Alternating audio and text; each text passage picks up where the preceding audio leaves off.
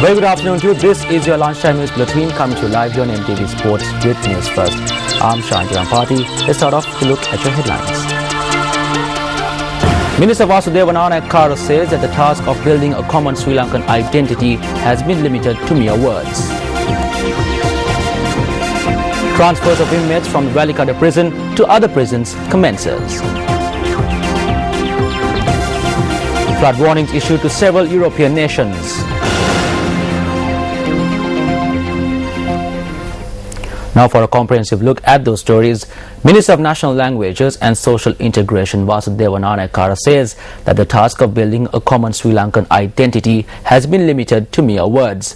The minister made this statement at a workshop held at Mihindu Central College in Agalawatta under the theme Let's Build a Common Sri Lankan Identity Bound with Unity and Fraternity. The workshop was held over 3 days at the Mihindu Central College. It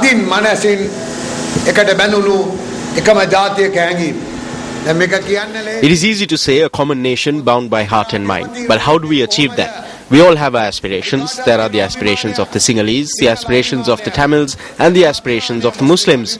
We must build a Sri Lankan nation. We have as yet been unable to do this. It is still limited to mere words. This is the challenge before you. This is the task that is entrusted to the next generation.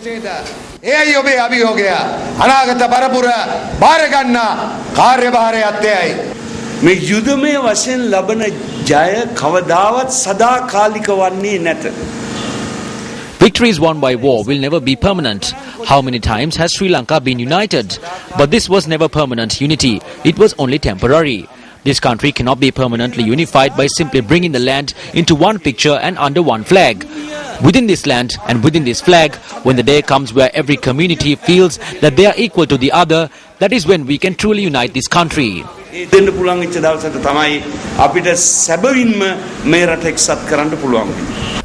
Also making headlines this afternoon, the Ministry of Rehabilitation and Prisons Reform has said that they have commenced the transfer of inmates from the Welikada prison to other prisons.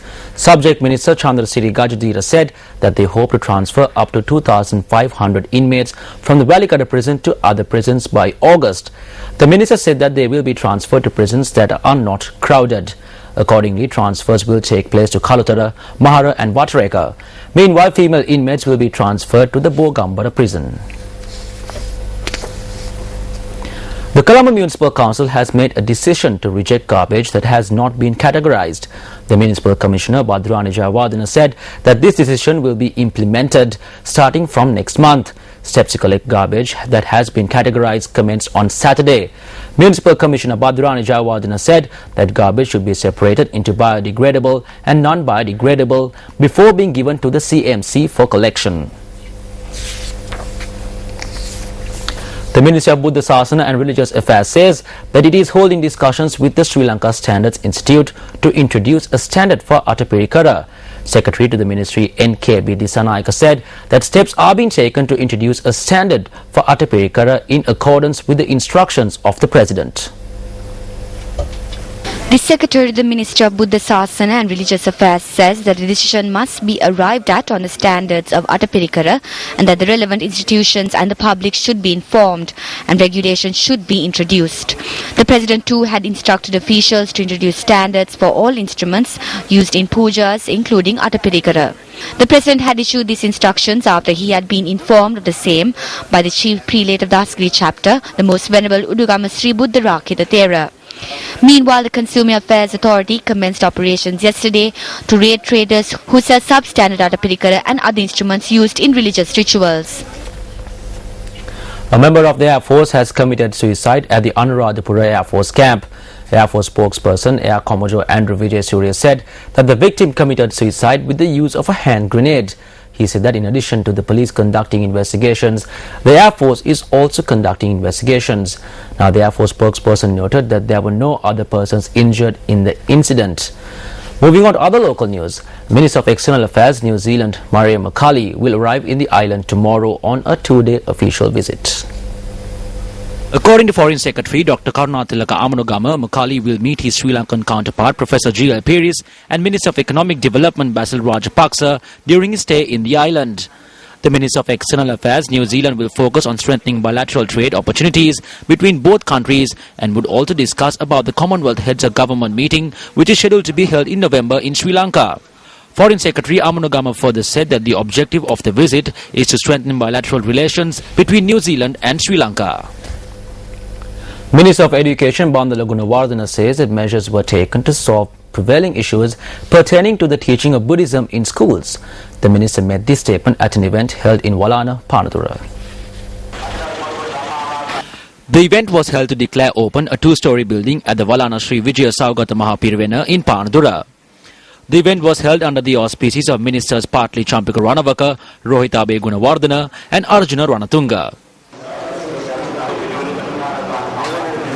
බෞද්ධ ධර්මයේ ගැන්වීම සඳහා පසුගිය කාලේ තිබුණ චෝදනාවක් තමයි පාසල් පද්ධතිය තුල ඉන්න භික්ෂුන් වහන්සේලා හැරුණ විට. Over the recent past, there were allegations that there is a shortage of educated teachers for Buddhism.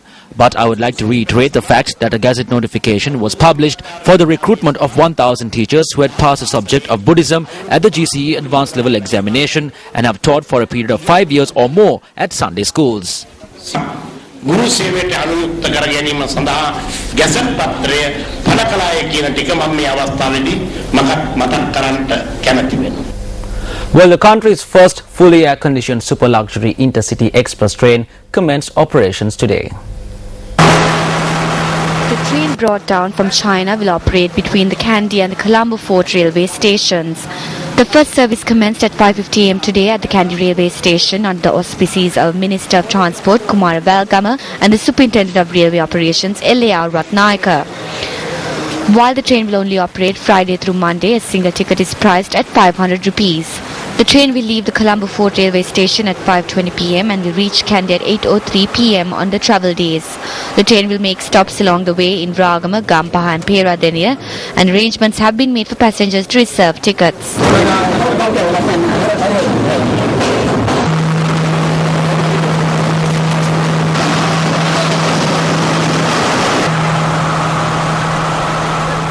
Meanwhile, vehicular movement on the Nuwara Udupu-Salawa main road has been restored after it was blocked by fallen trees.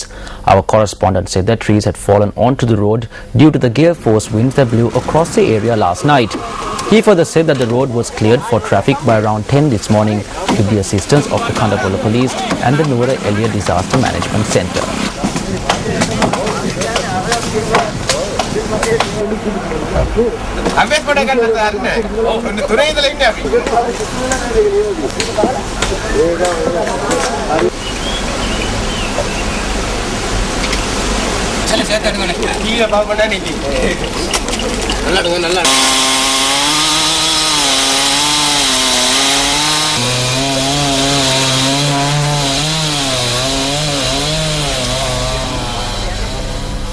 To take a look back at one of our local stories, the Homagama district judge and a police constable who stand accused of soliciting a bribe of 300,000 rupees were returned to remand custody today until the 10th of this month by Colombo Chief Magistrate Gihan Pilapitia.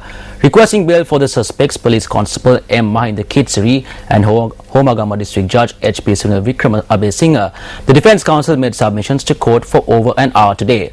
After listening to submissions made by both the defence and the commission to investigate allegations of bribery or corruption, the Colombo Chief Magistrate denied bail and ordered that the suspects be returned to remand custody.